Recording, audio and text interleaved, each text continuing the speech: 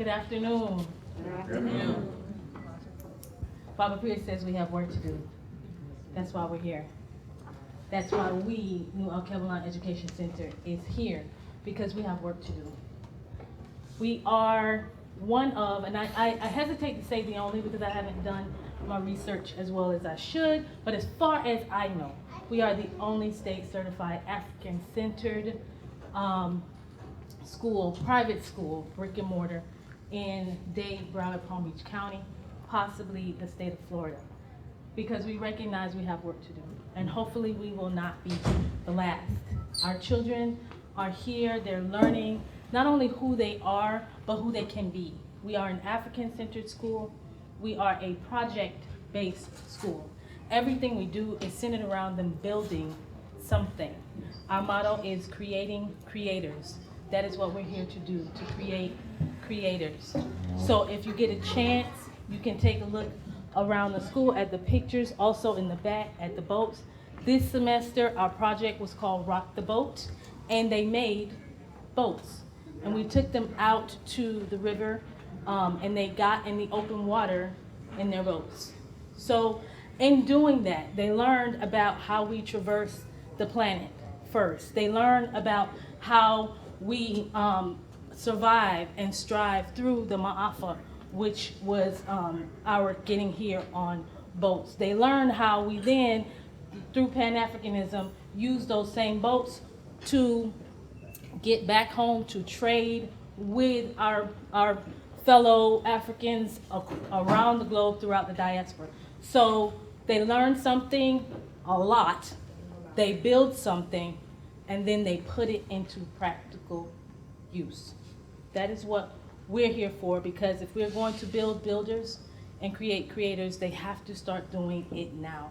Our youngest student just turned 4, and we go up to 8th grade. So that being said, I would like to introduce the students of New Alkebulan Education Center.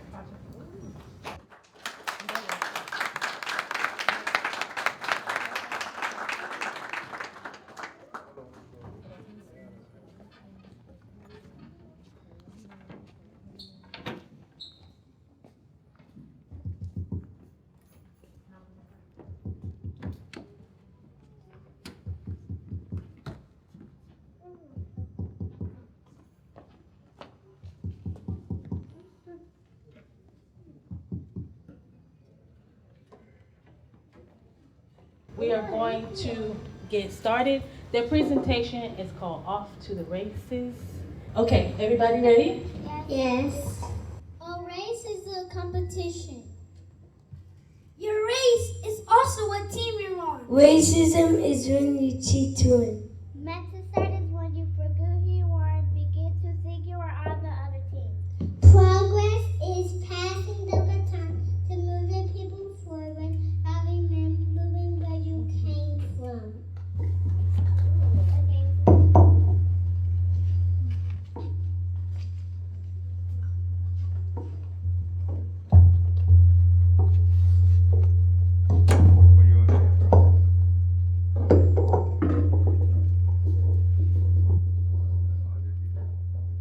The concept of a white people is a creation.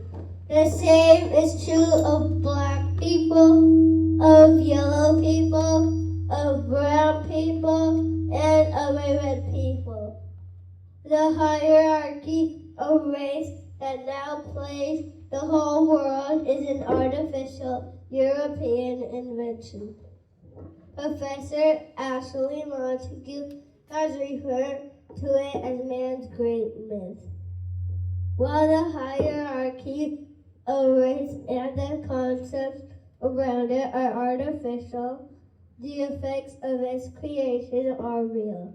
The application of this concept has affected the lives of most of the people of the world.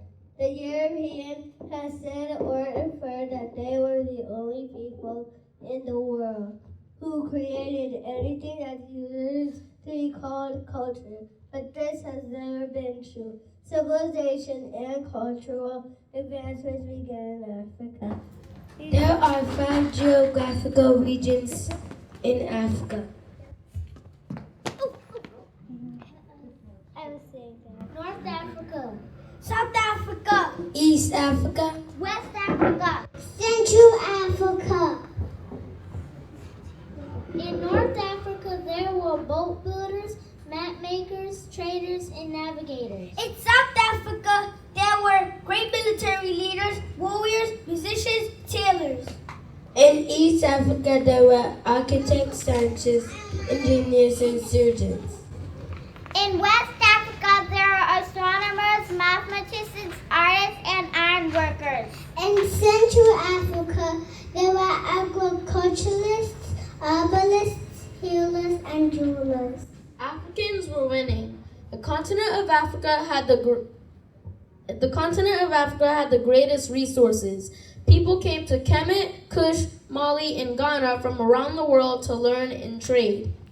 Africans made boats and maps and sailed to areas of the world where Europeans would not venture to until over 100 years later.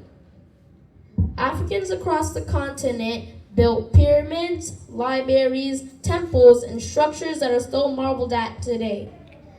Africans came out of the historical starting blocks in the lead. They ventured east and west, trading information, culture, and resources with others. The nations, first the Muslims from the east, then the Europeans from the north, were more interested in taking than trading. They looked upon the wealth and skilled workers of Africa with envy and greed. Europeans were behind, so they decided to redefine the race.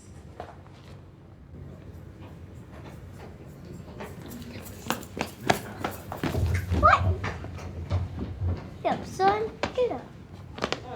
You gotta get it out.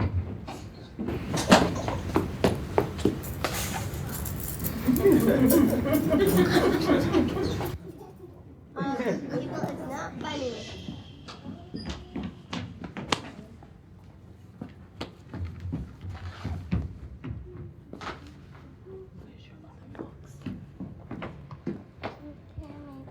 Do you want to protect your home from outside invasion? If you do, build a fence or wall around it. The gate will let you into that fence or wall. The five-gate theory seeks to answer the question that people often ask. If Africans were so great, why are they conquered and enslaved? The answer, because they left those 5 gates open. North Africa was not always a desert. It once had abundance of food, animals, and resources, but it became a desert. There was a famine, and the migrating people could not defend themselves of invasion. Natural changes in the terrain left this gate open for invaders to come in and conquer African people. Africa has all the resources humans need to thrive and survive. Africa is rich in fertile land, food, animals, oils, silver, and minerals like gold, diamonds, platinum, and iron. The modern-day cell phone wouldn't work without the tantalum and coltan that could only be found in Africa. Arabs and Europeans saw how rich Africa was and how skilled the people were, so their greed had them steal the resources and kidnap and enslave the people. Not having the foresight to protect against Arab and European greed had them leave the gate open for foreign domination. People in Africa saw themselves as different groups or nations, not as unified Africans. They may have had a common skin tone, but a different concept of race. They had cultural differences and rightfully saw them as different people. So when Europeans invaded, the different African groups did not band together to fight them. Their diversity and lack of unity left the gate open for those who saw them all as inferior. Africans converted to foreign religions like Islam and European Christianity. They became so loyal to those foreign religions that they gave up their own belief systems, took on their enemies' belief systems, and began to sing at the enemy.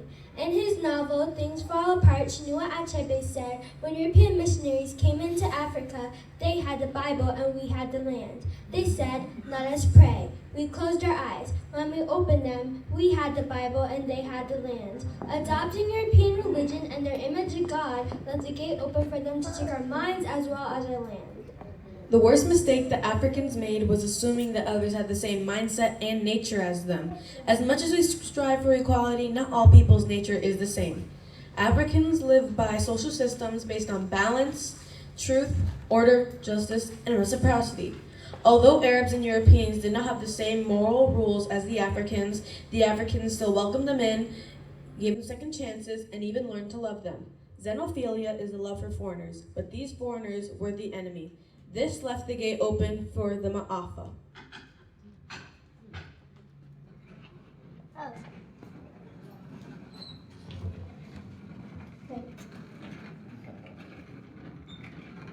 The experience of the enslaved African was one continual violent attack on the African's body mind.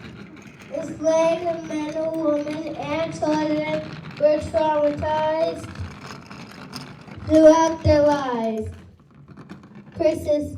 And the violent attacks during slavery persisted. Long after emancipation, in the face of these injuries, those traumatized adapted their attitudes and behaviors to simply survive, and these adaptations continue to manifest today. Okay. I know you're right. Yeah.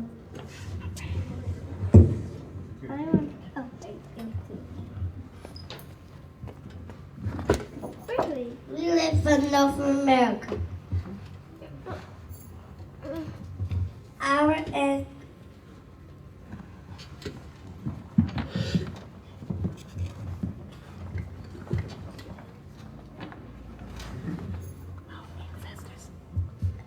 Our ancestors came from Africa. Our ancestors sailed to North America before the Europeans. What made Europeans kidnap our ancestors and took them across the water in boats? It's ocean. Europeans tried to supply slaves. We forgot who we were and started to act like slaves. This is called Ma'afa.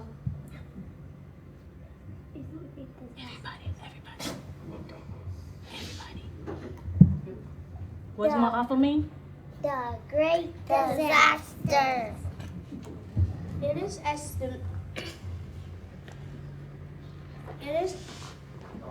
estimated over the course of 300 years. It is estimated over the course of 400 years in the late 1400s. In the late 1400s, in the mid 1800s, 156 million Africans were chained together in coffin lines and marched across the continent. Of the 104 million Africans that suffered for months in the dungeons, only 20 to 30 million Africans made it onto the slave ships. Overcrowded slave ships carried up to 600 African people. Our ancestors were packed into these ships.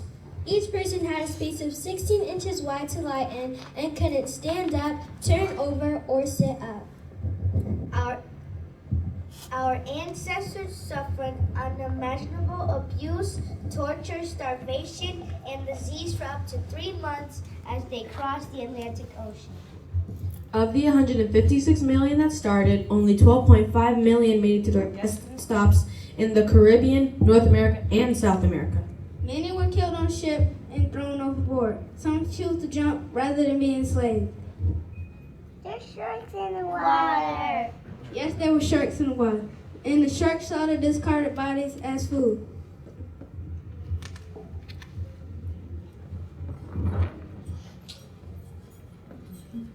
change their migration pattern?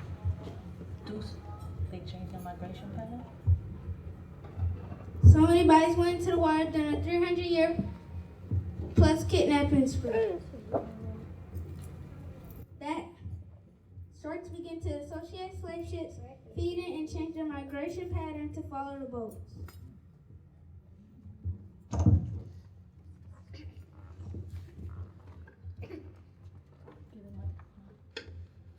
Europeans did not care about the African lives lost as long as they did not lose money. They used the economic law of averages to see their expected profit. They knew that 80 to 90% of the Africans they kidnapped will not make it, so they stole more to profit more.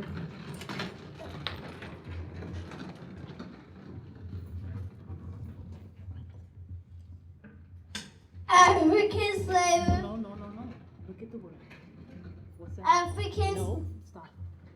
Africans. Take a deep breath.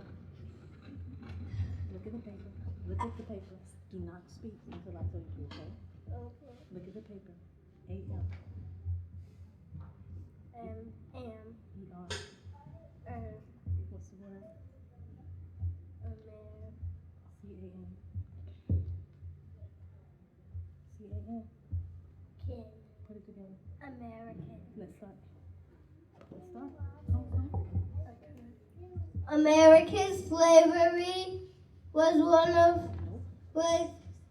the economic cornerstone on which African American wealth and power were built. Wealth and power which last to this day.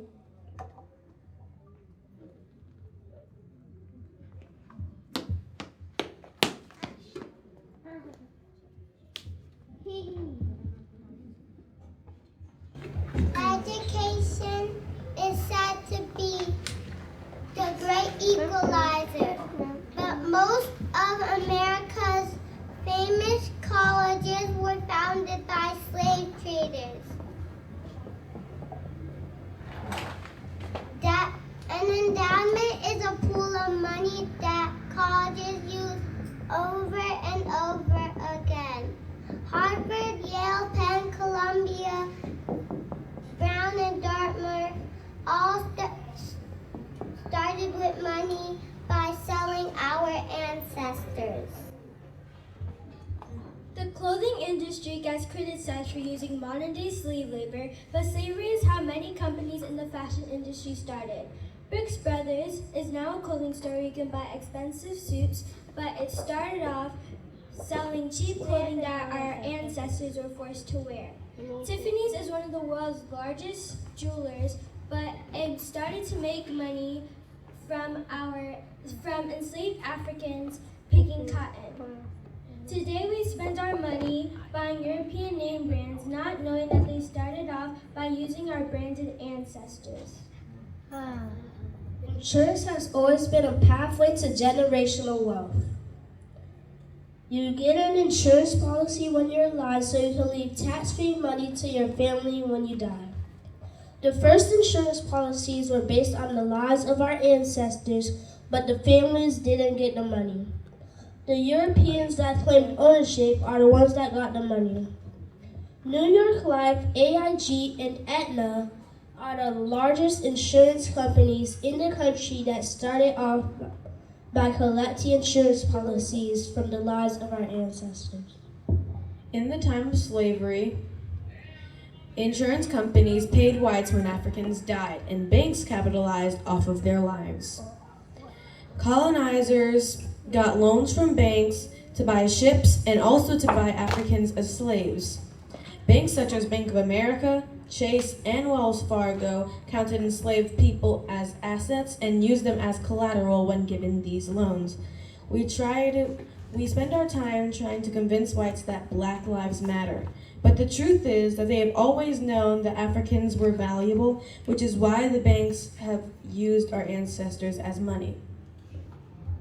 The New York Stock Exchange on Wall Street is one of the most largest financial centers in the world. It began as one of the largest slave markets. Money is exchanged there today, but our ancestors were exchanged there in the 1800s. Our ancestors built the wall, which Wall Street is named, and they were sold on auction blocks. Europeans profited off the life and death of enslaved Africans, but our ancestors throughout the diaspora decided to die fighting so their lives would not be in vain. Nat Turner Rebellion is the most well-known rebellion in the United States. Nat Turner was born in Virginia and was trained to be a worker and a Christian preacher. This backfired because he began to believe that he was chosen to free Africans from slavery.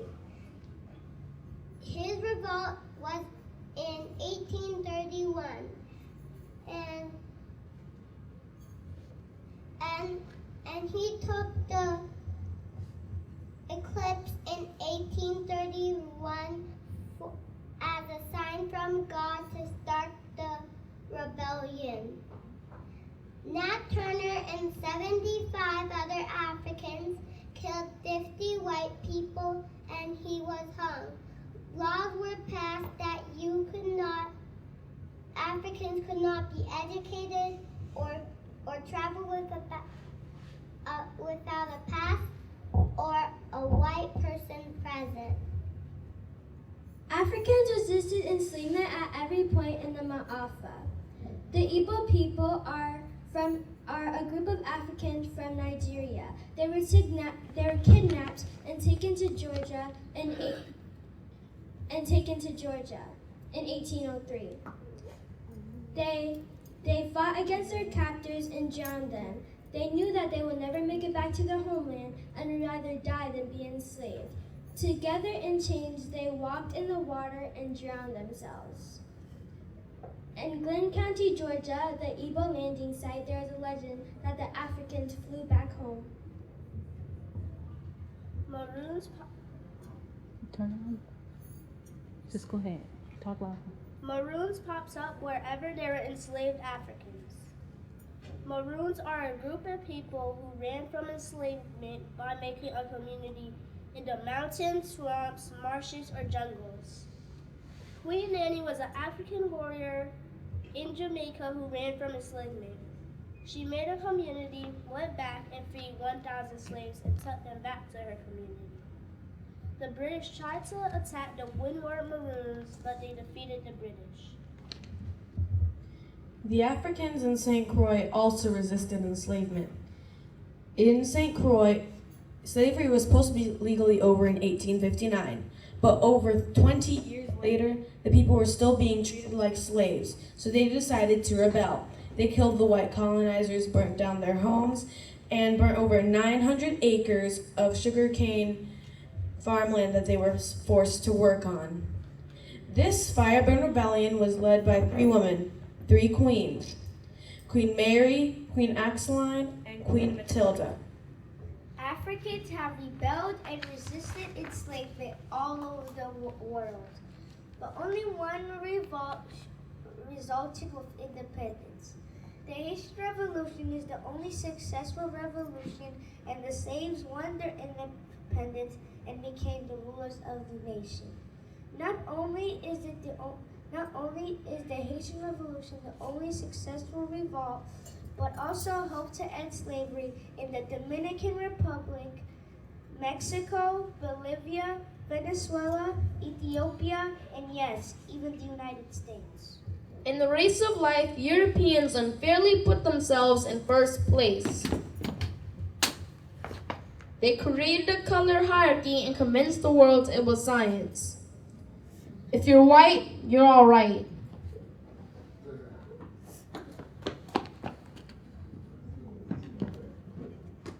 If you're yellow, you're mellow.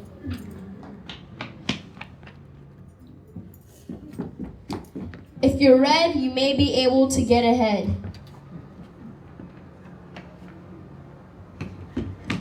If you're brown, you can be down.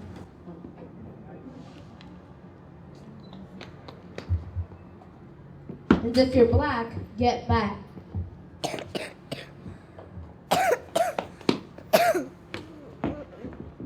Currently, blacks are behind in the race of life. Dr. Francis Cresswellson says that this is because we have failed to understand the game. Race is a team sport. It is a relay, and each generation passes the baton to the next. Racism is when you cheat to win, and racism, white supremacy, is a global system. That means that racism is all over the world. Shows up. And shows up. And shows up in all 10 areas.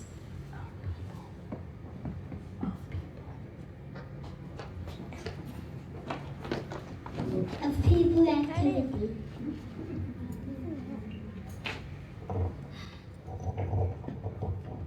Where's Amir? Where's Amir?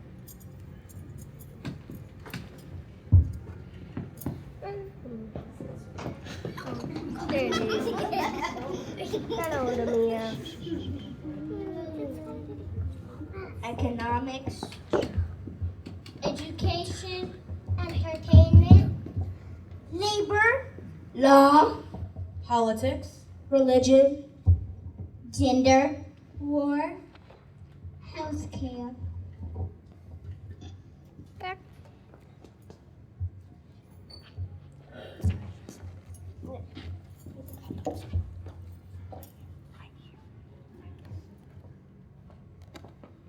Racism is a local and global power system.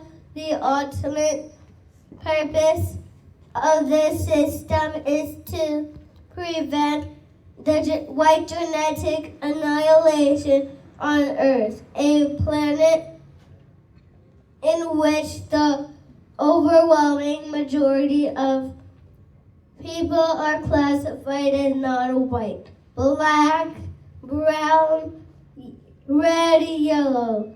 All the non-white people are genetically dominant in terms of skin coloration, persisted, compared to the genetically recessive white-skinned people. Okay, back to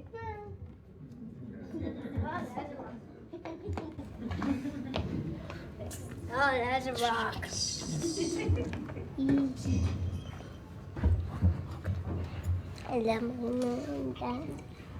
But what does it mean to be genetically recessive? And what does it have to do with white people cheating throughout history? let us explain. Traits are passed down from one generation to the next. traits are things about you, like your health, your personality, or the things where you look. Race is based on your physical traits, which is your phenotype, or the way you look. How dark is your skin? How straight your hair is? Things that you can see on the outside. The traits you get is determined by your parents, their parents, and their parents. This is because our parents mix genes to create your physical body. Genes are a place in your cell where all the information about you is kept, like a library where each individual book is about you inside and out.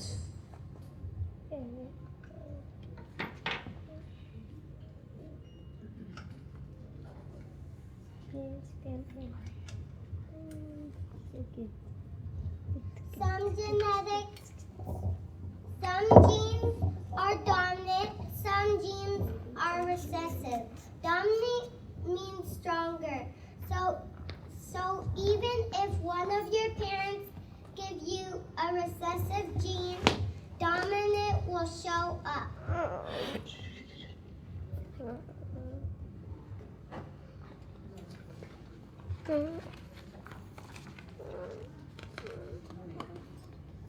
When it comes to race.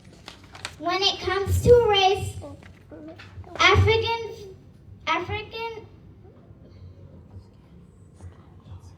African skin and African features are dominant. Take a look at the Punnett square. The top row is the father's genes, and the side is the mother's genes.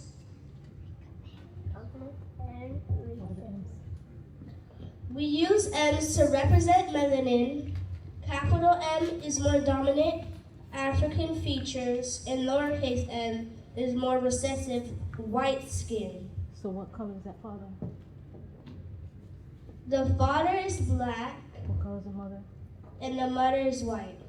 Tell us about the children. Each box represents a child or offspring. Each child gets one allele or gene from each parent. What's their genotype? Their genotype will have white, but their phenotype will be more dominant African features. Why?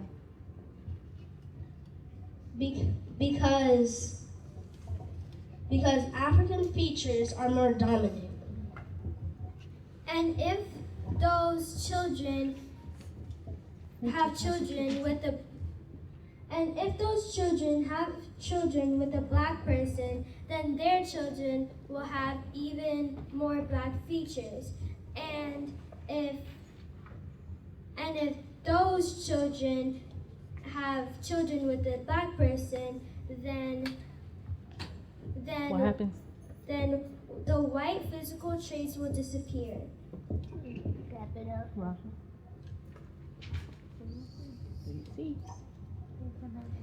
So you see, if white people love everyone and combine with everyone, What happens? they would eventually disappear. Especially the Europeans who classify themselves as white, especially since they're only 10% of the population, of the world's population.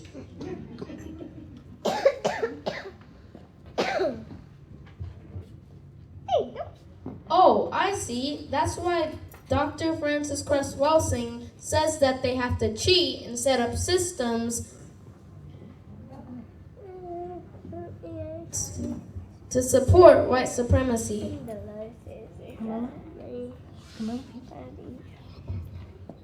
Yeah, they think that's the only way they can win the race. Africans must regain their lead in the race of life.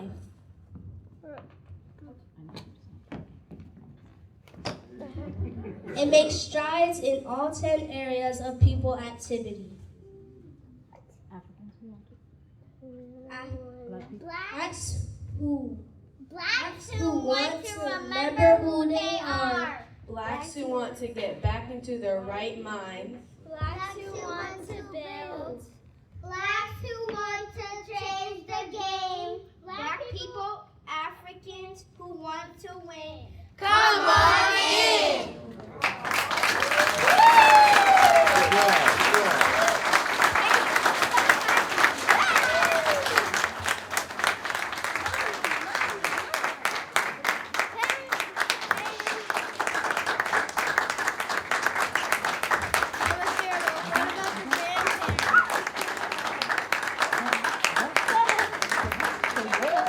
But make sure to close the gate behind you.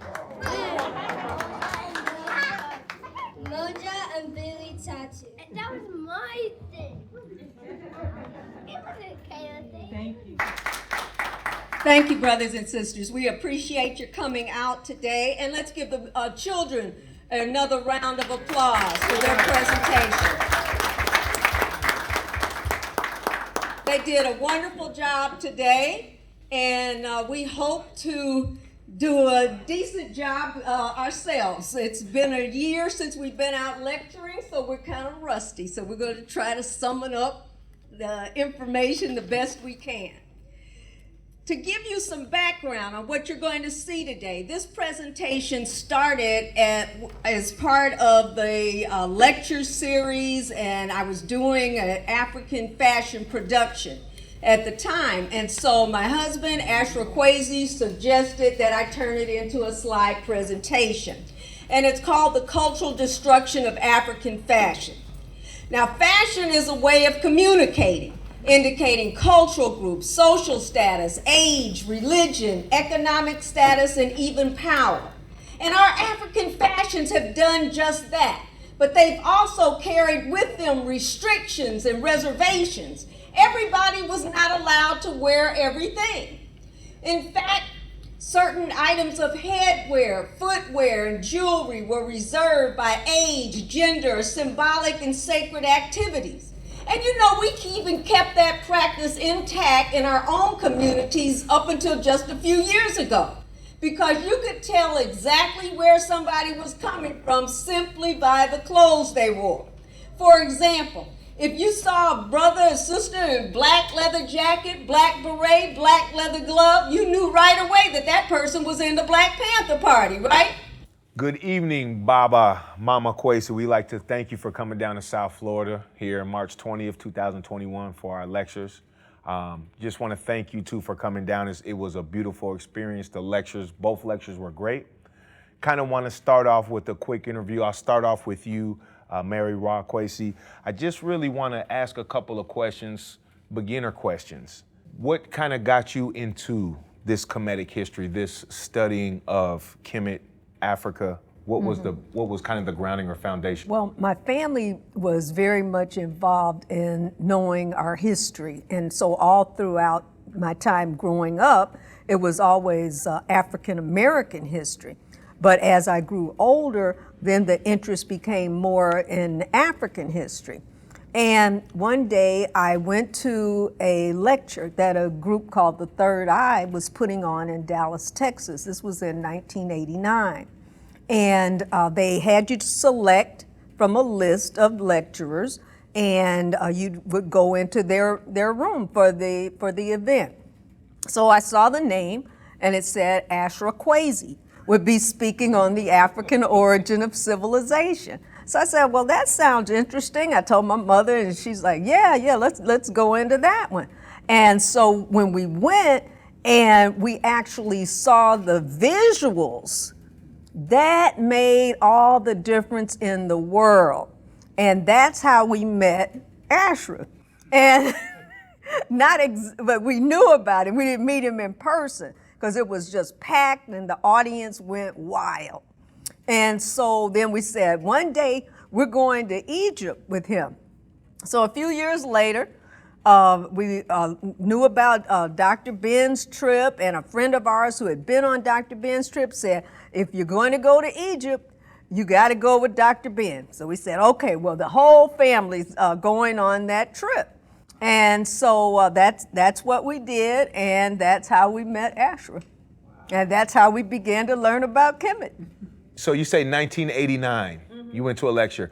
Was this the time, 1989 in Dallas, Texas, where there was an exhibit in the museum? There was the Ramses exhibit, and an organization called The Third Eye wanted to have its own conference with African scholars to offset that Ramses exhibit. Ramesu II, who they referred to as Ramsey. Okay, and they were asking, is he African, or they said the he was Europeans, Caucasian? well, of course, the Europeans were trying to caucasize him. Okay. And make him European, and that's what brought about the Third Eye putting on that conference, bringing down the African scholars and lecturing on the whole Nile Valley history. And of course, that would have included the 19th dynasty that Ursama Atra, September Rabba Mesomari Amen, who lived around 1298 to 1232 BCE. That would be, he was part of that whole historical timeline as well. Would you say, MeriRa, did that also galvanize you to go to the lecture, or was that something that was just going on in Dallas at the time? The exhibit didn't make me go to the lecture. We always would attend various lectures that the Third Eye put on, and this one, we decided to go to this conference as well. But that's why I vaguely remember the exhibit, because the lectures had so much more of an impact. What do you remember today about your first trip to Egypt? One of the first things you saw, or something that just surprised you, that you knew you were going to be studying this or interested in this for the rest of your life? The actual size, okay? Because you see the monuments on a picture, in a book, but it's nothing like being there and seeing it in person. So I would say that was the thing that just really stood out. And then when you start actually putting the history that you've read about in place with what you're seeing, and then it all begins to come together, that makes you really feel like you've learned more, and it really makes you more interested to want to learn more. All right, hotel. We want to give yourselves a strong, strong African hand for coming out during this pandemic. Right. MeriRa and I, this is our first lecture. The last time I lectured last March in Houston, Texas at the Shrine of the Black Madonna. Wow. So we have been home for one whole year. Wow. Only visiting her parents, my mother and father-in-law, who live right around the corner. And so we feel really good to be back with us, brothers and sisters. So it's a great honor to come to start this off at this time right here. We're in Lauderhill, right? Yes. Okay, I get confused. Lauderdale and Lauderhill. Right, same place? All right, but we in both places, right? I'll make sure I'm not saying the white side, he up there saying Lauderdale, that's where the white folks live, and we in Lauderhill, and we, the north and the south, you know what I mean? All right. So let's give the Watutus, let's give them another strong, strong African hand. The Watutu, the children, aren't they great? And the Alkebulan Educational Center, give them a strong and African school. This is what we need. Many of us have been a victim of that psychological gas chamber called the white folks' classroom. All right, so we are honored that we're coming here to have our own school. And let's give the Alkebulan Nation a strong, strong African hand for this African University here today.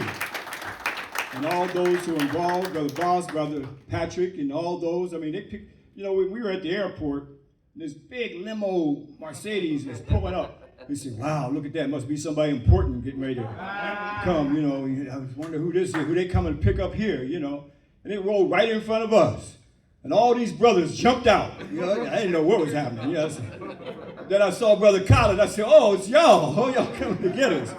I said, wow, y'all picking us in this great big limo. So, it's great to come to know that brothers and sisters are involved in taking care of us and say we can have first class too. So I'm thinking they're going to put some white folks coming and Trump's people over in, where's it over there? I'm thinking some of their people getting ready to come in this big old vehicle, and it was for us. So I want to say, Asante Sana, I really appreciate that. It's a great honor to show. So again, we want to, Asante Sana to my Netta Hemp, MeriRa, that's the Kemetic word for divine wife. Once we put divinity in our unity, then we can go into eternity. Is that right? So that's what we did at one time. We said Netta Hemp, divine wife, Netta Hedge, divine husband. And that is the spiritual, dialectical laws of opposites to go into eternity. That's how we have to look at it. And that's that spiritual balance, brothers and sisters. So again, in this African community, so give her a big hand for that fashion lecture. I know some of y'all were checking for that Nike switch if you had. I got my Nike switch on. So one brother was and he had a brand on a Nike, some kind of brand. Brother was trying to burn it off at the lecture. So again, consciousness is important. That's why these communiversities are very important. That's what this is. This is an African communiversity. Don't think because we go to white folks' schools we're being educated. We're being trained to do jobs for white folks. It ain't for liberation. So we come here for what? Liberation. That's what this is. It's an African community. And we want to thank Bobby Wright, who coined that term, African community. That's what we are having here today. And I want to also quote Dr. Carter G. Woodson, considering that MeriRa did her presentation on fashion and culture. And I love his quote. And he said, if a people have no history, if they have no worthwhile tradition, it becomes a negative thought in the world where they stand in the danger of being exterminated. So that's the importance of having these programs and these lectures, brothers and sisters, so we can come together, see who we are as a people, and open up an African ancestral genetic memory bank. So the information, we come with visual documentation because images shape our reality. Unfortunately, that reality, in some cases, is in our living room with the, 60 inches now? 100? With 75 something? Bigger than the screen now to look at white folks' pimples on their face. All right? So, again, that's why we have a big screen here so you can see our story. Crystal clear. Is that right? Right. I want to also give recognition to my teacher, and that is Dr. Yosef Nyakanen, that we affectionately know as Dr. Ben. Many, many years ago, back in the 70s, in 1972, at Long Beach State, when I heard Dr. Ben, I did not know a lot of our story. And I asked Dr. Ben after the lecture, can you prove what you said here today? Because I never heard all this about us as an African people. He said, not only can I prove it, I can take you back and show you. He said, but above all, we need young people like you to go back and do the field research. And he walked away. That started my dream to return back to Africa. I made that journey with Dr. Ben in 1981. And before I go further, I want to give a recognition to another Grandmaster teacher who was on that trip in 1981, and that is Dr. John Henry Clark, who I actually met in Egypt. I did not know in 1981 that I would spend the rest of my years up to this point returning back to Africa, now 40 years, non-stop. 14 years with Dr. Ben, returning back, and as he said, I can take you back and show you. So equally, I want to go through this presentation and show you. In fact, to see that Africa speaks to us all the time. But unfortunately, we don't know the symbols that's all around us, where they plagiarize many spiritual concepts from our ancestors. So we want you to sit back and relax and stay black. If someone gets a little nervous, just grab their hand, okay? So it's gonna be all right. So it's okay to be black tonight, is that all right? It's okay to be black tonight? I mean, we live in a white society. It's white this, white that. So just a little bit of blackness today should be okay, is that right? MeriRa gave us some blackness. The little Watoto gave us some blackness. So I know we're gonna come out of here, gleaming tonight, is that right? All right, and just conserve it. Don't let it escape when you leave the building, all right? So brothers and sisters, use telepathic communication. How you doing, Baba?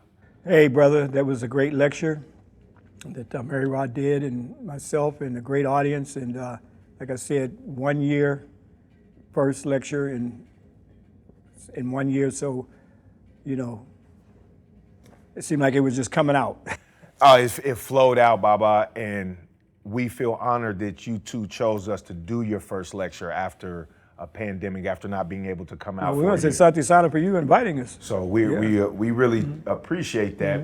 What I want to talk about with you, AshRa or Baba, is that did you meet Dr. Ben in LA, or when is it that you first met Dr. Ben? I met Dr. Ben at Long Beach State back in 1972 at Long Beach State. And he gave a lecture at that time. And of course, I did not know a lot on the, very little on the ancient Nile Valley history at that time. Mainly dealing with the same issues we're dealing with today, the police brutality, and all those kind of the political movement at that time. And so that was a great inspiration to hear the information. But at the same time, you know, hearing it for the first time, I actually questioned him after the lecture. Can you prove what you said here today? You actually said that to him? Yes, he was coming down the aisle, and I stood in front of him. I stepped out now. So can you prove what you said here today?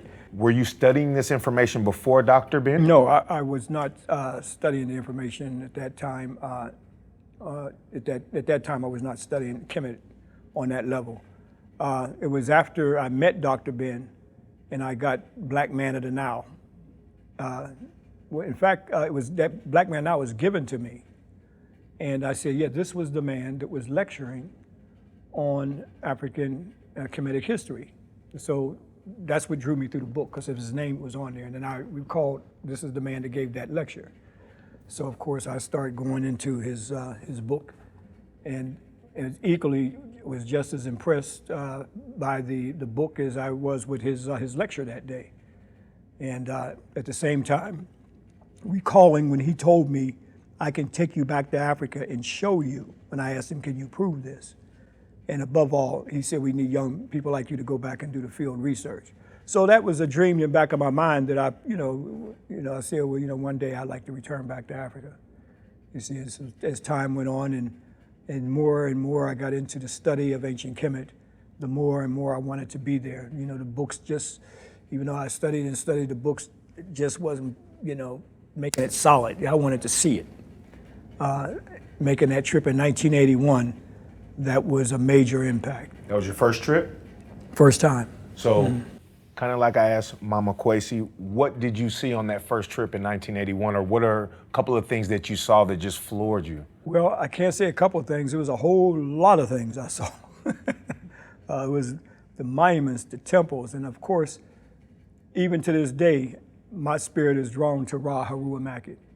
To see that colossal there, for the first time, and to think that that colossal has been there, even from their dates that Europeans have given us, is 4,000 years. Even that is still a long time, even though it predates that time period. You're referring to Haru Amakit, who the Greeks refer to as the Sphinx. Right. So people that are listening may be clear. That was a major impact. I just really couldn't stop, looking at it. Does that predate the pyramids? 10,000 BC, does it go back that far? For what they're coming up with, geologists, that predates the pyramids, right? So the only reason why the European Egyptologists say that it is Khafra is because Khafra's name is on that dream stela. But keep in mind that dream stela, he could have put the name there himself. Down through the millenniums of ancient Kemet, there has been kings that have put their names on what other kings have done. Okay, when they were in power, you see. So that's that was a common thing that was done. But definitely on that dream stela, that's what's referred to as because of Menkaperad Tudimaes IV that I said in the lecture of the 18th dynasty that fell asleep. And because he fell asleep and Haru Amakit came to him in a dream and told him to dig it out from the sand. And he did that, and he became the next Nesur king. And that's why it's called the dream stela. But that name, Haru Amakit, Ra Haru Amakit, is on that dream stela. So that clearly tells us that it was not called the Sphinx.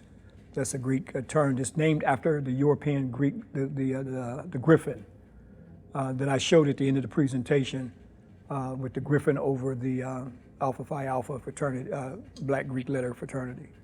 Going back, because you said something to myself when we picked you up from the airport, and I was asking you about the hieroglyphs, and you made a point to say that the MeriRa still hasn't been deciphered yet. Right. Okay. Speak to us a little, because we get caught up with Egypt, we get caught up with the pyramids, we get caught up with the greatness. But speak to us a little bit, take us back a little bit into Kush and down a little into South. Is it true that there's actually more pyramids down south than there is up north? Were those pyramids first? Well, that land is Tasseti, that means the land of the bow, and it's also referred to as Kush, and Kush is the mother of Kemet. Okay, you have two areas. and Lower Kemet, which would be the north, around the delta, that area is Tamari. Then in Upper Egypt, which is the south, that area is Ta-Nehisi. Okay, so you have the two lands. In fact, all over the temple in the Medu Neter, you have Nebtui. That means the Lord of the two lands. That is Tamari and Ta-Nehisi. When we get down into Cush, we have the same system. You have the upper and lower. You have also what is known as Tasseti, the land of the bow. From Europeans' own research, it was at Bruce Williams in the Orient Institute in Chicago, who gives a time period of Tasseti, and that's 26,000 or 25,000 years ago. Now, when we take groups to Nubia or Ta-Nehisi, because Nubia is the name they say today, but the ancient name was called Ta-Nehisi. When we go into the Nubian Museum, there's a plate on the wall in the area of Quistol, where Bruce Williams did his research, his archaeological research. And on that wall, it gives a time period of 65,000 years. You see, National Geographic documentaries or the History Channel has never shown that. Okay, so we're an ancient people. In reference to the language, the MeriRitic language has never been deciphered, but even the Medu Neter, all of it has not been deciphered. One of the things that we have lost is a chronology of time, meaning that when we look at what is referred to as Petrie, a European Egyptologist, he refers to as pre-dynastic. Okay, the dynasties are all the same, but he refers to as pre-dynastic. Okay, so you have a early writing system in this very early period, okay, that our ancestors used as well. Now, when we get that is referred to as the Siberian. The Siberian 1, and there's a Siberian 2. None of that has been deciphered. What time frame is this? Okay, we're talking about, what Petrie refers to as pre-dynastic. That would be before the archaic period of Norma. Now, the Europeans give that date at 3,200 years BC. I go along with Marin Jehudi, the last African priest who was commissioned by Ptolemy Philadelphus to write the history of Egypt. He starts off with that first dynasty referred to as the archaic period at 7,000 years. Okay, 7,000 years time period, or 5,000 BCE, or 7,000 years ago. So Europeans have had a problem. The reason why we got 3,200 years BCE, because European Egyptologists have argued over the dates. So what they did with Petrie, Champollion, and all these Europeans, they just drew a line in the middle of the argument and came up with 3,200 years BCE. So they all have different dates. I used to show these, there's so much, in doing lectures, I fight with what to show and what not to show. What to show, because I know we can only be here for so long. And I used to show that at that time period. But back to the language. So when we get into the archaic period, what is the oldest language that we see there? It's on Norma's tablet. Norma's tablet that was excavated in Upper Kemet, you have the Medu Neter that's on there. It's the Norma's palette, as they call it. And it's showing this early first dynasty king defeating some of his enemies. And you see the Medu Neter on there. So you get into, let's come down to the Middle Kingdom. So you have a Middle Kingdom writing of Medu Neter as well. Let's come on into the New Kingdom, the 18th dynasty. That's the most common. The reason why it's most common, because it's all over the temples. But the New Kingdom, in some cases, could not read the Old Kingdom. I'm only saying that to show how old this language is, how ancient it is, okay? When we looked at, and we spoke of Cush with the MeriRitic, none of that has been interpreted yet to this very day. So to say all of that, you know, mainly when we speak of language, the first thing comes up in the mind is Sumerian. But here you have all this writing system that was first started in the Nile Valley that predates the Sumerian. And just to grab the Sumerians, where did that culture come from? It came from the Nile Valley. In the first dynasty, there's a Nisu or king called Semerkhet. And there on it tells a story where he conquered into the Tigris Euphrates. Notice that I said Sumerket. What did you hear there? Sumer. Right, so that means he took that army there. So that shows that Cush and Kemet, they had already conquered into that region. And then if one, of course, want to use the biblical story in the opening pages, it talks about Cush, and it talks about also Cush ruling over in that area of the Tigris Euphrates, and the sons that he has in that area. Drusilla Dungy's book, also, she really gets into some. Excellent. She does an excellent book. She's you know, I mean, she was writing on you know, Cush during the time period. What was she, back in the early 1900s? 1920s, 30s. I Right. think that Yeah. book So was. she was definitely She's on from top Oklahoma, I think. Yes. Mama Kwesi, you had a very powerful lecture on is it called The Destruction of African Fashion? That's correct. Thank you, brother. Yes. Now, when I called you about it, when we first started to plan this, it was my opinion when I first heard your lecture, and to let you both know, your lectures were 5 years ago in Pittsburgh with Kaka were 4 years ago, it would be 5 in this October, but it was my first time having knowledge of self and being to a lecture. When I saw your lecture, and even today when you mentioned the book Dirt, everybody Googled that book immediately when you mentioned it. I say all that to say is when I called you and asked you to do this lecture, that it was my opinion that you actually foretold the coronavirus. And the reason I say that is because if we look at what you talked about, how the Europeans, how you talked about them in the book Dirt, and we look at where the big concentrations of this virus were, it started out Italy, Europe. I can argue where my business partner brother Pat is from, in Haiti, they did not have a problem. There is parts of Africa, the only big part is in South Africa, really, that they're having a problem right now, and coming in west, absolutely. Up north in Egypt, but this is where the Arabs are, it's just where people are traveling in. But into the interior of the continent, they're not having this problem with coronavirus. Haiti is not having this problem. So now coming back to your lecture, I never heard of that book. What made you kind of get into the African cultural fashion, and what made you put the two together, how the European took some of these things? How did that kind of come about? Well, it actually started as a fashion production, and I was doing a fashion show.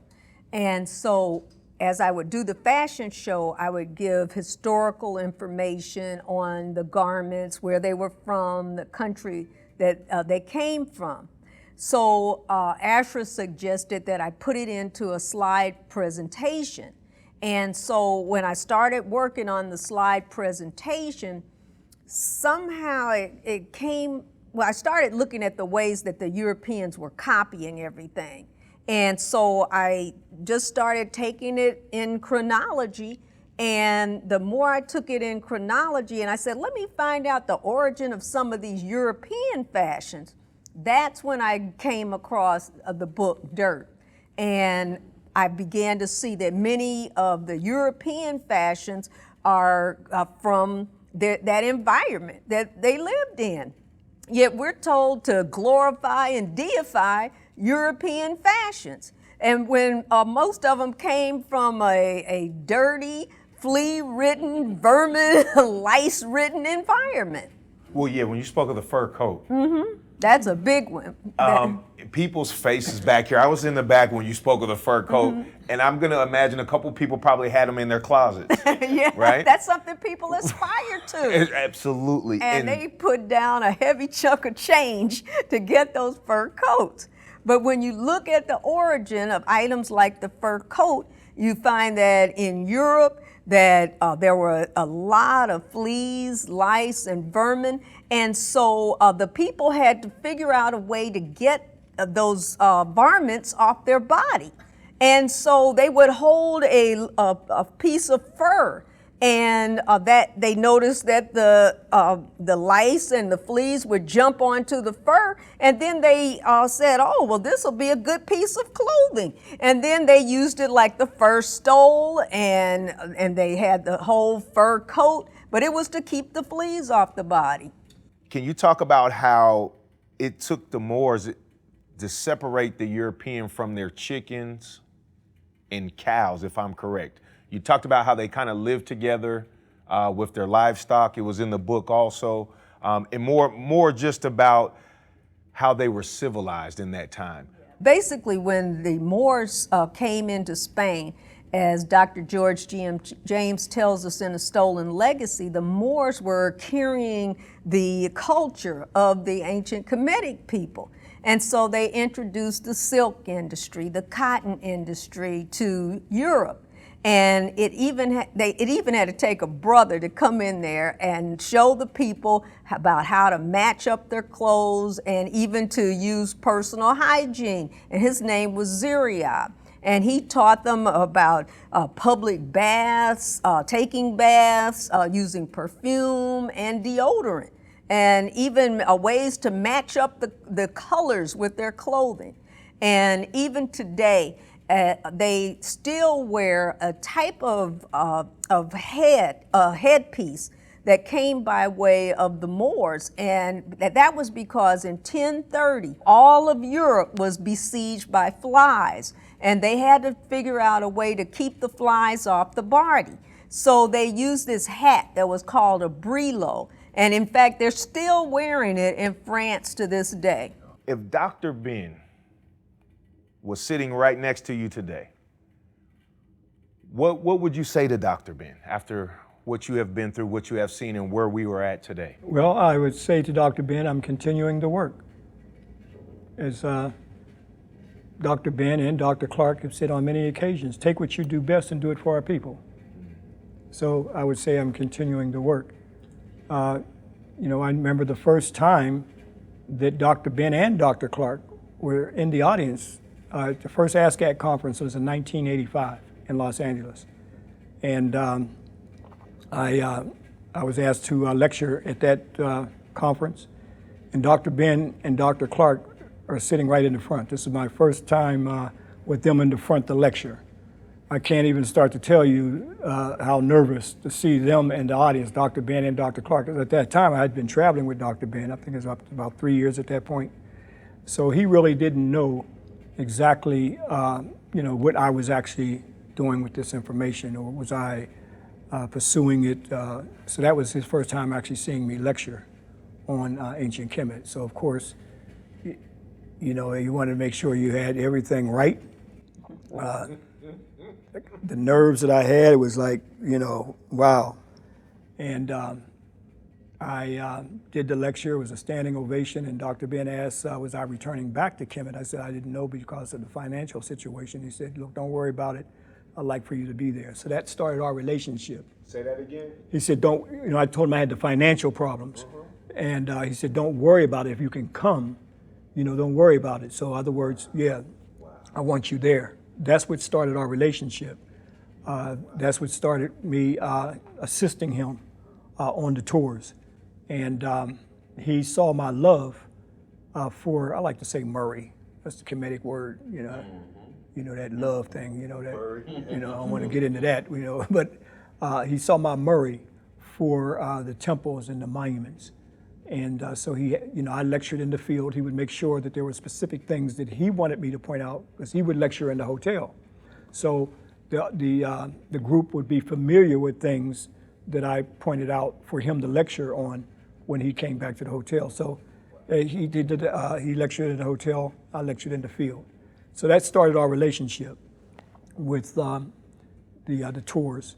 In fact, that's how I met MeriRa, because her family came on the tour. She said I did not know her in 1989 at the Ramsey conference at that time. She was in the audience, and we didn't know that we would have a long future together at that time. But when she came to Kemet, and I befriended her father, because her family came on the tour, and that's how we met and we started dating at that time. I lived in Los Angeles.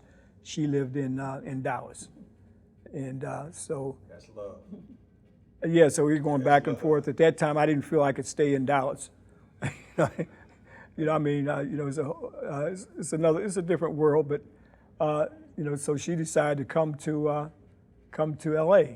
So I saw that, well, there's a lot of Murray going on here, so let's make it work. So after time went on, I realized it was better actually to be in Dallas because doing the work that we're doing, and you know, LA, you're living for the city. You know, so I realized that in Dallas, when we moved there, you know, housing was a little bit cheaper. Yeah, a lot cheaper. Mind blowing at that time, mind blowing cheaper, brother. You know, it was like, wow, this costs this. You know, so you know that just blew me away. The price difference. You know, so of course, you know, we could do our work and not worry about, you know, paying bills. In this kind of business, you have to be mentally free. You can't get strapped down with financial problems in doing this kind of work. You know, so I realized that Dallas was a better place than Los Angeles. And that kind of leads into my next question because during your lecture, you talked about the Greeks a little bit.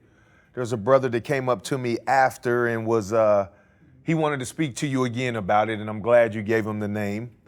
But my question I really wanted to ask going into the Greeks, because I got a couple of friends on Facebook that said that when they actually went there with you, to Kemet with you, and they had their Greek fraternity shirts on and you made them take it off. No, I didn't make them take it off.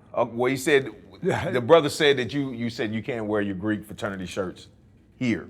Oh, he had it on over in Egypt? Oh, I probably did say that. Absolutely. Yeah, now, he said he that still was tried be embarrassment to the group. Absolutely. Yeah. He still tried to sneak it and put it on. Right. When well, not only that, but there are other paraphernalias and things right. that's outside of the African culture. We don't like that to be in our group. You know? Right. Like if people like the flag and everything, they can have it in their room and everything, but they can't, you know, have all that.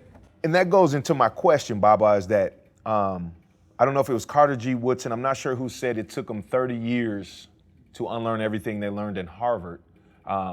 But isn't it interesting to you that even though people are going to Kemet with you, they still have this Greek mentality? He came to Kemet that first time. See, so he was probably putting that on. We see a lot of things, you know. A lot of times we see the transformation after they get back. Sometimes we see the transformation on the tour.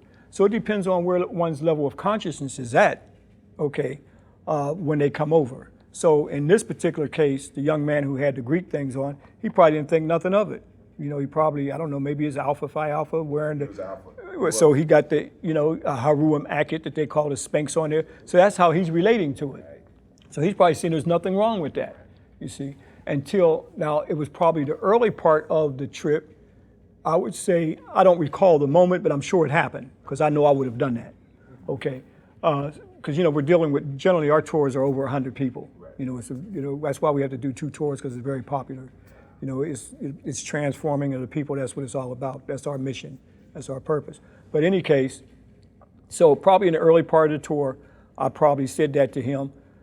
But, you know, coming to the lectures, because we lecture every day, as I said, with Dr. Ben, he lectured in the hotels, I did the field, but see, I'm doing both. All right, I'm doing the field and the hotel.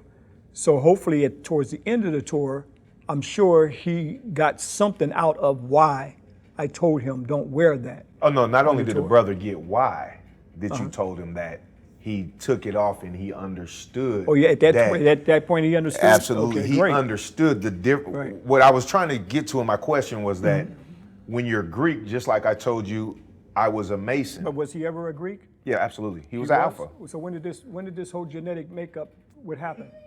No, I'm sorry. No, he wasn't. He wasn't Greek genetically. But what I'm saying is that he was Greek or he pledged. I really wanted to know that because I mean, what happened was like right. Dr. Jekyll, Mr. Hyde, you know, or the Wolfman, the changeover. That's what I would argue, though. That's what I would argue, right? That when you pledge this fraternity, right, you have went into that mentality. But even though they put your symbol on that, you still in your mind. But you know, and I don't want to isolate it Africa. because it's all of it. You know, we have people who come on the tour who's in the church. And they may be into the European image of this Jesus. You see, so it's the same thing. It's the dogma and it's the entrapment that they have gotten us in. You see, because when you wipe away a people's history and story, as I said in the lecture, in the opening of Carter G. Woodson, if a people have no history, if it has no worthwhile tradition, it becomes a negligible thought in the world where they stand have been exterminated. So when we go through this process, we are also participating and the extermination of ourselves. Okay, because what holds the glue? What's the glue that holds the people together? Culture, identity of who we are.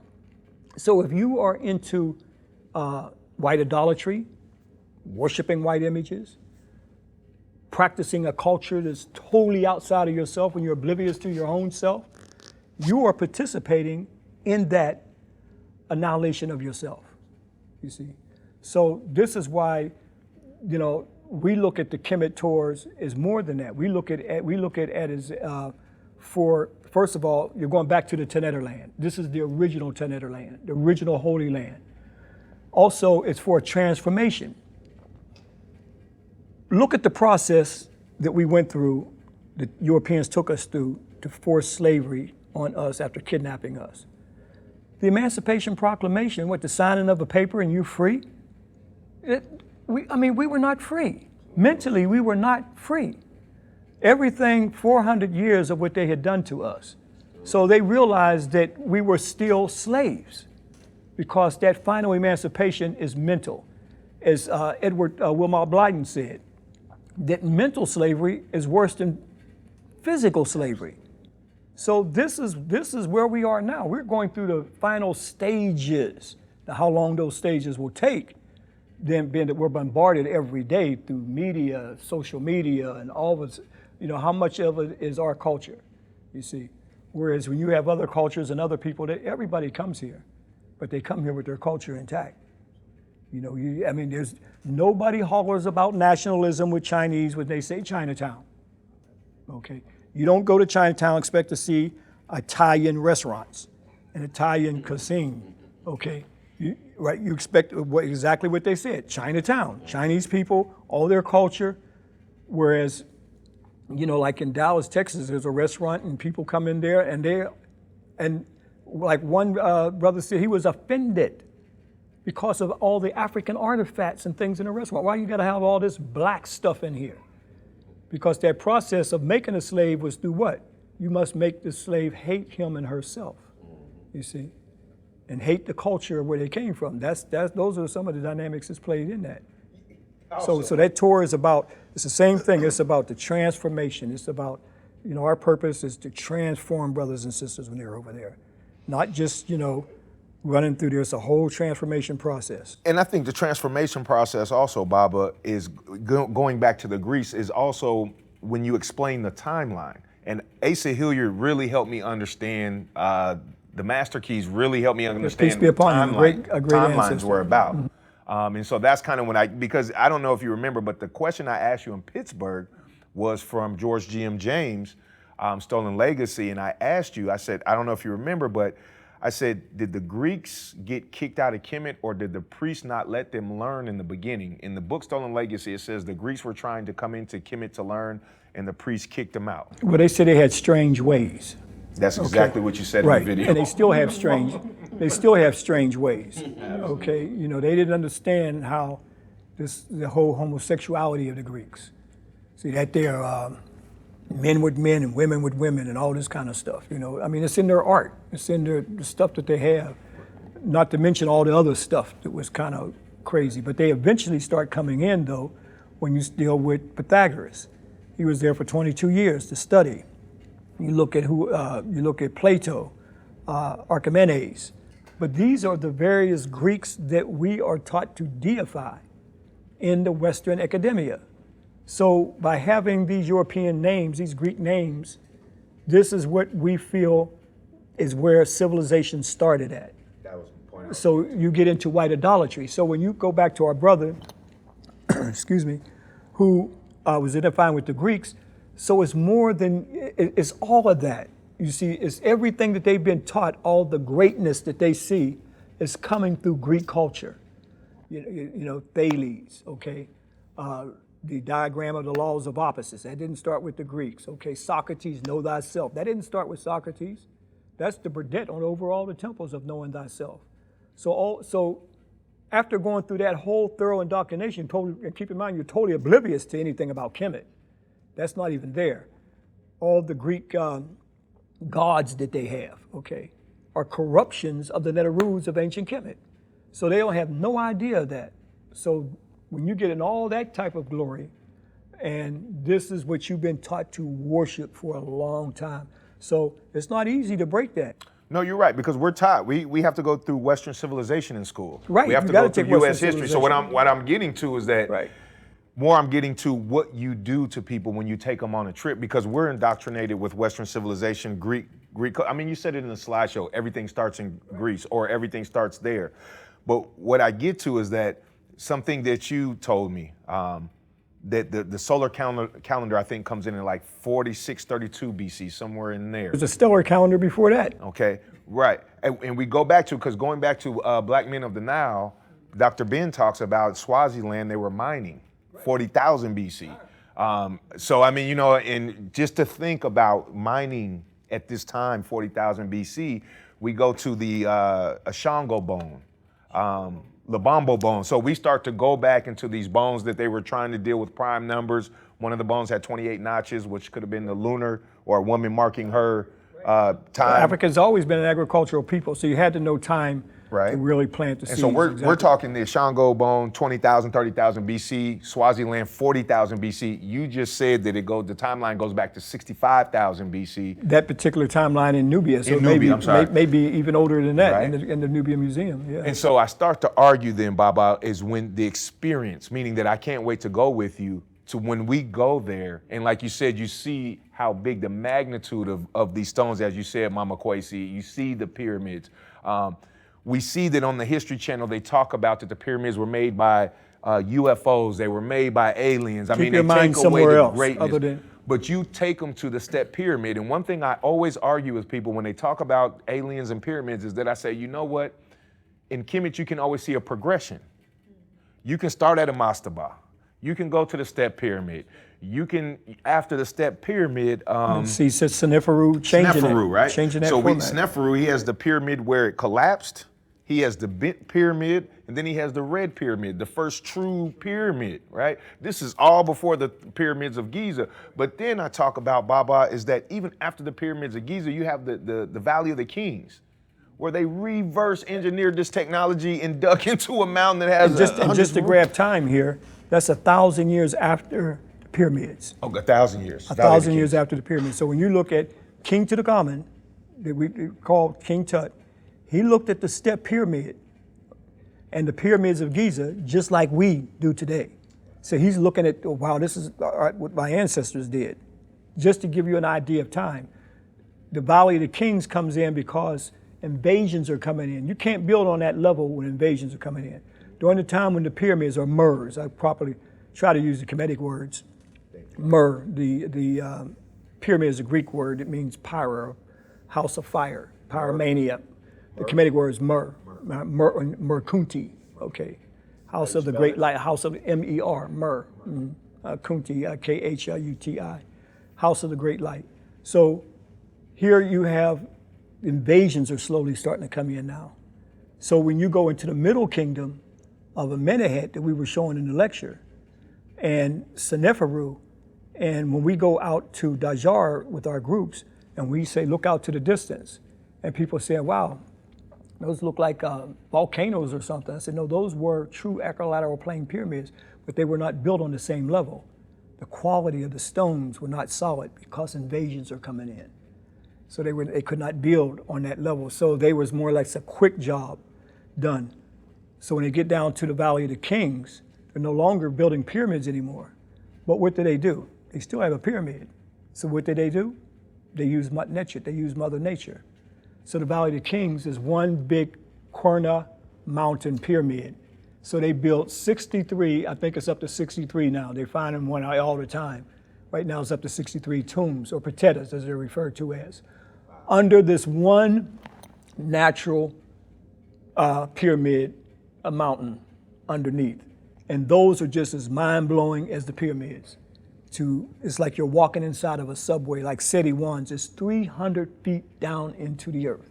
300 feet down into the earth. And tell us about the colors, Baba. The colors that you see when you walk in. I mean, does it, tell us, does it look like they just did it, or? It looked like it was just, I mean, to think that this was over 3,000 years ago is hard to even think that but the color, how they used the colors to last for thousands of years. And it's still there. And inside of the tombs, and some of the temples, still see the colors that are still there. In closing, Mama Kwesi, being here at an African Center School, the new Alkebulan STEM Education Center, young lady Cheryl, this brother here, Brother Hassan, who is a teacher, what are any last words for the young ladies at this school, the children that are coming up, or the children, male and female, but please give us some words. Basically, for the children, one of the main things that they should always do is learn in order to be able to know thyself. And Baba, I'm going to ask you the same question, but more of not maybe giving the children something, but giving us adults now. What is, I guess, generally in Black people or Africans in the diaspora, what can we do starting tomorrow? Well, it goes back to the question I said earlier. Whatever you do, take what you do best and do it for our people. We do a lot of things as African people. We have a lot of skills in a lot of things that we do. But unfortunately, we don't benefit from it. Others benefited from it. We take it outside of our people. We don't bring it back to ourselves. Our sister who has here the Alkebulan Educational Center here, she's taken what she does best. I didn't see any European children here. So her interest is making sure that she's educating our children. You see, so that's how we have to look at it. It's not about, trying to do a whole lot of things that in some cases we may not know how to do. But as long as we know that what we do, we're going to do it for our people. You see, so that's how we have to work with it. If somebody asks me to come lecture on something that's outside of my field, I try to, refer them to somebody else that's on that field. Someone called me and asked me they wanted me to lecture on health. Well, I'm not the person you call to lecture on health. Peace be upon him at that time. I refer to Laila Africa. So he's the person you call for health. He's an ancestor now. It's not me. That's not my field. See, so that's where, we don't try to do everything. You see, we all have a specialty to deal with. Dr. Ben, his specialty was the Nile Valley. That was his specialty. Dr. Clark, he was a specialty on the whole of Africa. Okay, so, and this is how we have to respect our elders and others, okay, because there's some out there that is trying to invalidate Dr. Ben in terms of what he said about Napoleon and with Napoleon's cannon blowing off the nose. Dr. Ben is a Grand Master, okay? He has written, many books. When we were babies, and some of us before we were even born. So that means he was going to Egypt as far back as in 1938, okay? He knows many languages.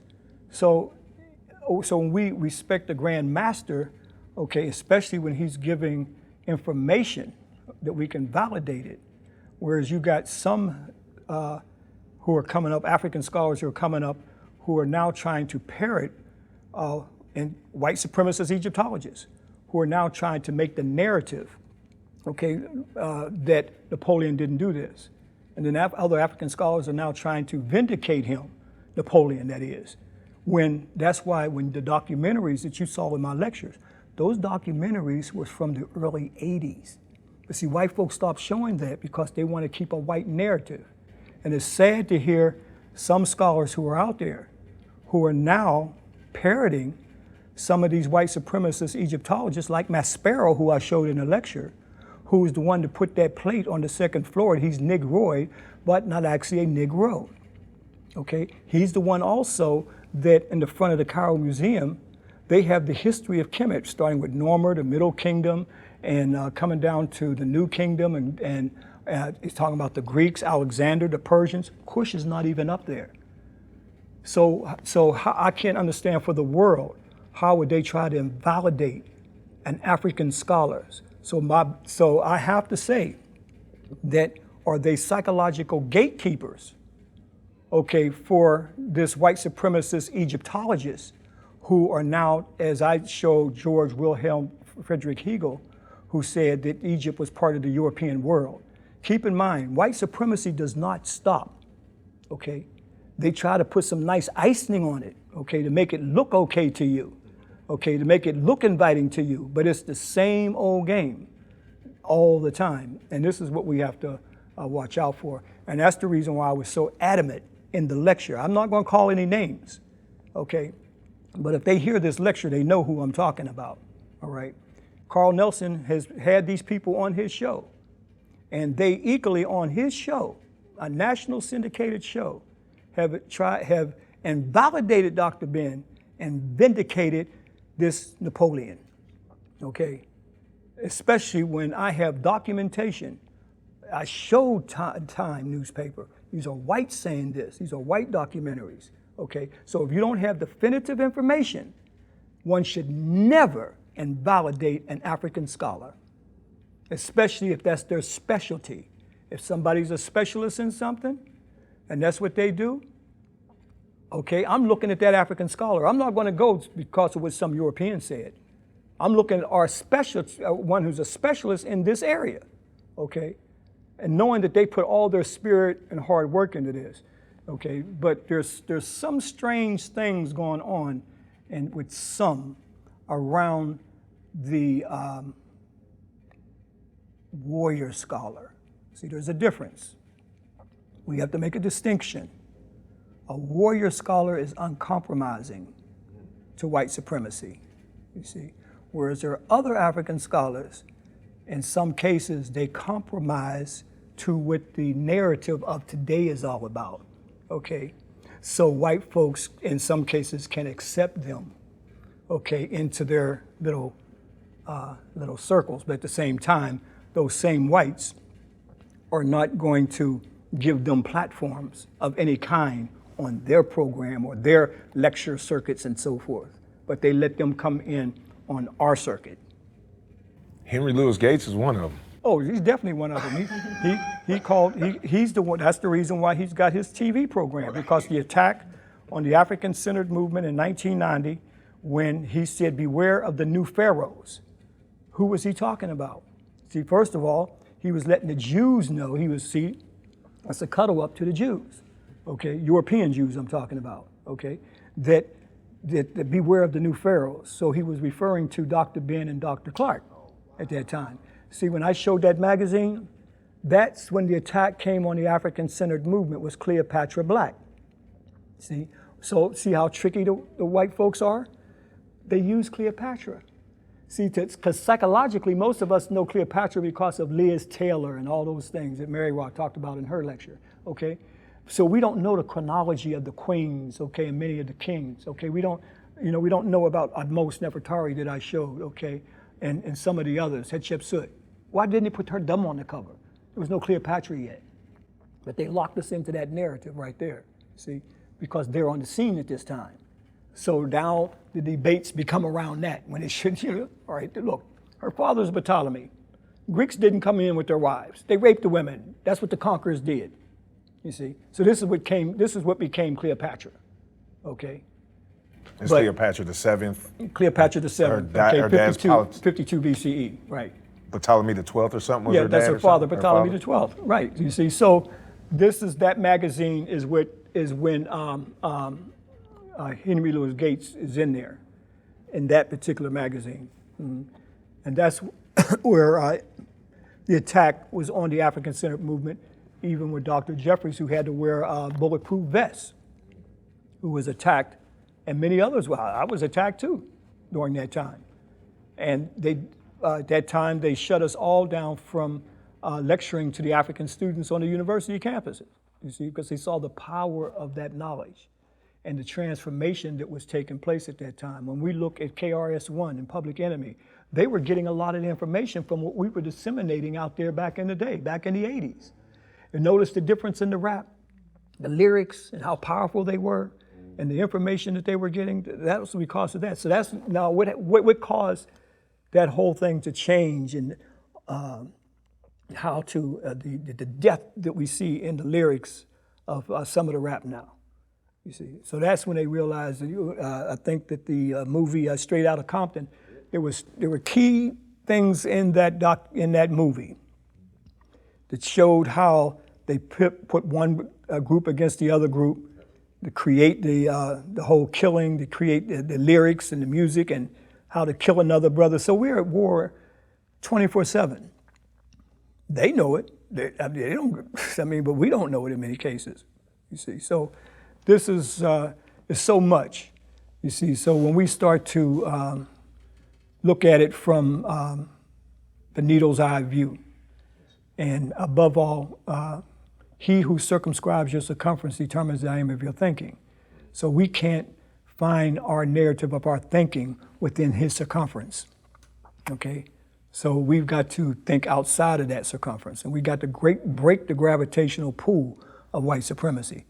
And right now, in some cases, that's what it is, a gravitational pull. So it's back to knowing thyself, and that breaks the gravitational pull of white supremacy. Mama Kwesi, Baba Kwesi, we thank you. Great lecture. We want to say Santi to you, because without you, organization, Alkebulan Nation, and all the brothers and sisters who are involved, we wouldn't be here. Absolutely. Thank you, and hotel. Hotel. All right.